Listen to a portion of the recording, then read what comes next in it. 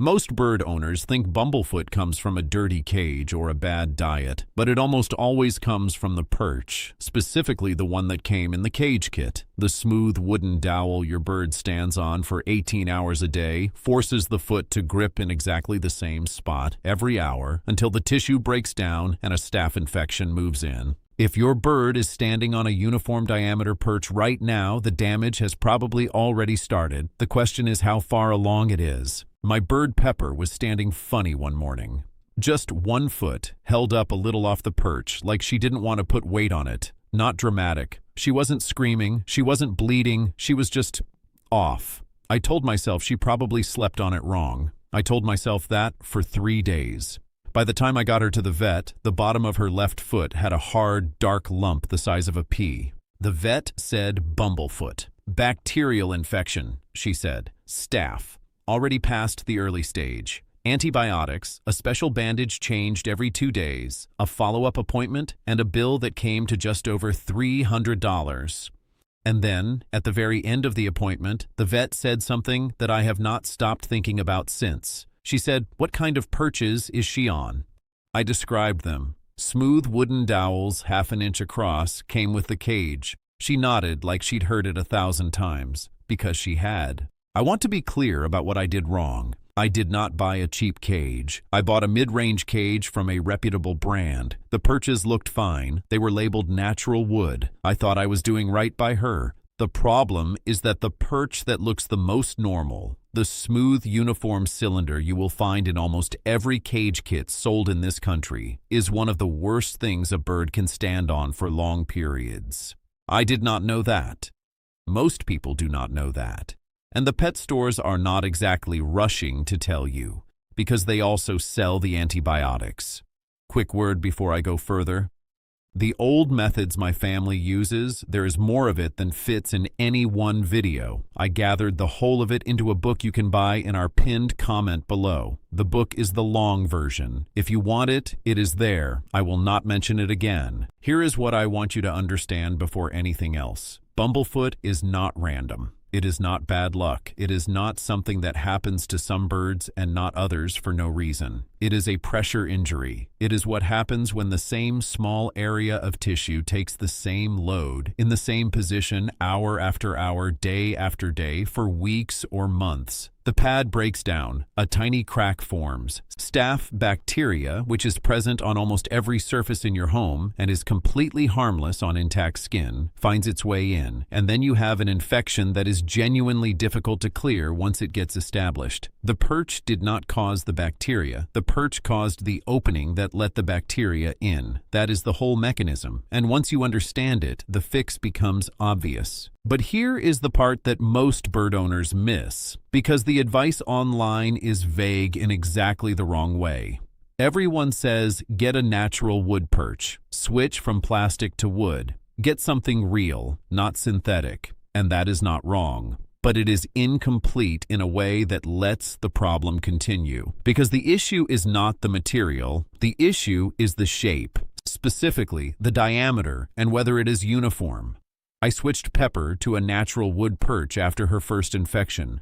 Beautiful piece of manzanita. Cost me $22 at the bird store. She was back at the vet 4 months later. Different foot, same problem. The perch was natural wood. It was also a perfect smooth cylinder, one diameter end to end. I had changed the material. I had not changed the problem. Here is what your bird's foot actually needs, and this is the thing that should make you stop and look at your cage right now. In the wild, a bird never grips the same surface twice. Every branch is different. The diameter changes along its length. There are bumps where a smaller branch used to be. There are slight bends that change the angle of the grip. The bark is rough in some places and smooth in others. Every time the bird moves its foot, it lands slightly differently. The tendons flex differently. The weight is distributed across a slightly different area of the pad. That constant variation is not incidental to healthy feet. It is the mechanism of healthy feet. Captive birds do not get that variation unless you deliberately provide it. A smooth dowel perch, same diameter along its entire length, forces the foot to grip in exactly the same configuration every single time the bird lands. For 10, 15, 20 years. That is not a perch. That is a repetitive strain machine. The counterintuitive thing, and I want you to hear this clearly, is that the perch that looks most like what you would picture a bird sitting on, the neat, smooth, uniform wooden stick, is the one most likely to hurt your bird. The perches that look a little strange, the ones with varying thickness, the ones that have a lump or a flare at one end, the ones that are not perfectly straight, those are the good ones. They look wrong to us because we are not birds. To the bird's foot, the irregular surface is the thing that keeps it healthy. Now, let me tell you what to actually do. And I want to be specific because the vague advice is part of what keeps this problem going. The first thing is a measurement. Get a ruler or a tape measure and measure the diameter of the perches currently in your cage. For small birds, budgies, parrotlets, lovebirds, finches, the right diameter range is 1/2 inch to 1 inch. The foot should wrap about 3/4 of the way around the perch, not all the way. If the toes are touching or overlapping underneath, the perch is too thin and the bird is gripping too hard. If the foot barely curves at all, it is too thick and the pad is taking the full load without any gripping support. For medium birds like cockatiels, conures, and caiques, you are looking at 3/4 of an inch to 1.5 inches. For larger birds, African greys, Amazons, eclectus, 1.5 to 2 inches. Write those numbers down and then go look at what is in your cage. If every perch is the same diameter, that is the first problem you need to fix. The second thing is variety, and this matters as much as the diameter. No bird should have the same size perch in every position. At minimum, you want 2 different diameters. 3 is better. The reason is simple. Different diameters force different grip positions. Different grip positions mean different pressure points on the pad. Different pressure points mean no single area of tissue is taking load every hour of every day. One perch at the proper diameter, one perch slightly larger than ideal, one perch slightly smaller. Rotate where they sit in the cage every few weeks so the bird cannot simply default to the same landing spot every time. This costs nothing if you are already buying perches. It costs a trip to the hardware store if you are not. The third thing is the easiest and the cheapest. Go to a hardware store or a garden center and find a branch of applewood, willow, or manzanita. Not cedar, not pine. The aromatic oils in cedar and pine can irritate a bird's respiratory tract, and there is no need for that risk when better options are available. Find a branch that naturally varies in diameter along its length by at least 1/4 inch from one end to the other. Cut it to fit your cage width. Sand any sharp cut edges. Leave the bark and the texture on the surface. You have just made the best perch your bird has ever had.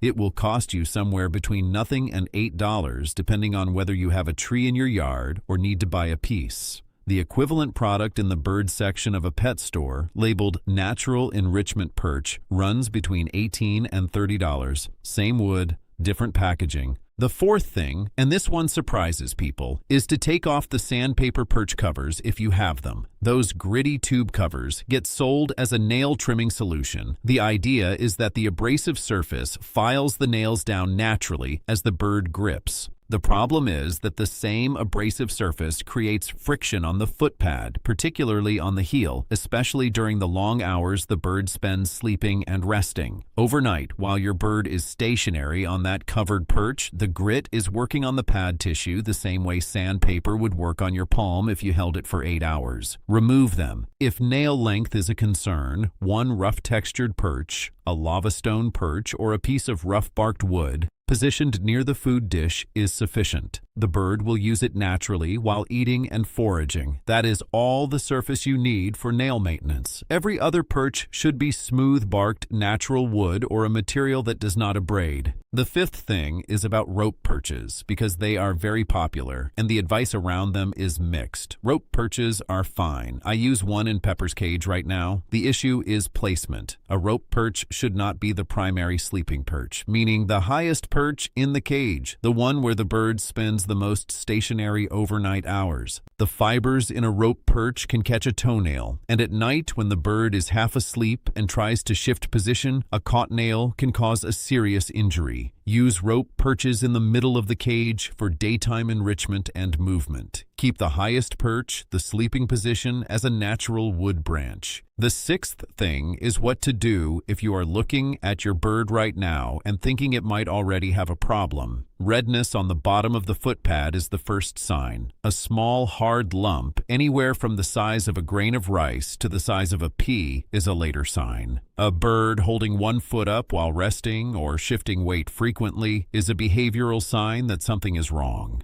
Any of those things means a vet visit before you change anything else. Bumblefoot that is caught early, just redness, no lump, no open sore, can sometimes be resolved with perch changes alone, plus some topical treatment the vet will recommend. Once a hard lump has formed, you need antibiotics and possibly a procedure to drain it. Do not wait on it. And when the bird comes home from the vet, every old perch needs to come out of the cage before she goes back in. Not cleaned, out. The perch that caused the problem will cause it again. Now let me tell you why this matters beyond the vet bill, because the vet bill is actually the smaller part of it. A bird in foot pain stops moving. It stays in one spot. It stops foraging around the cage, stops climbing, stops playing with toys, stops doing the things that keep a bird mentally healthy. What I have seen described on forums 100 times as a bird that has gone quiet, a bird that seems depressed, a bird that has lost interest in everything. A significant number of those birds have foot pain that nobody checked.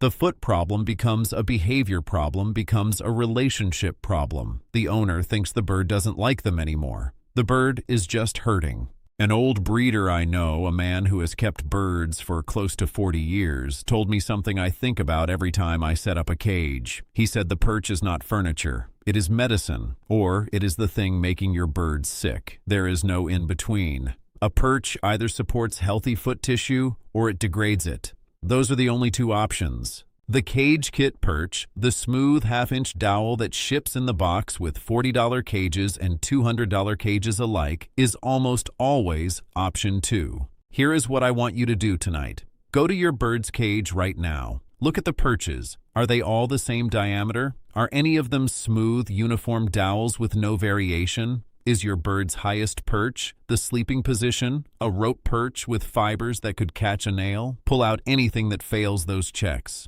Tonight, a folded towel clipped to the cage bars gives your bird somewhere safe to sleep while you sort the perches out tomorrow. Go to the hardware store, spend $8, cut a branch that changes diameter along its length. Put it in the cage at the highest position. Add a second perch of a different diameter in the middle. You have just reduced your bird's risk of bumblefoot to close to zero. One trip, under an hour, under $15, that is the whole fix. Tell me in the comments what perches you have in your cage right now and what size bird you keep. Tell me if your bird has had foot problems. I read every single comment and I want to know what you are dealing with. Next time, I'm going to show you what happens when a bird's beak grows wrong, and the one tool that fixes it at home that most vets never mention to you. It costs $4. It has been around for decades. Most bird owners have never heard of it. Until then, check those perches.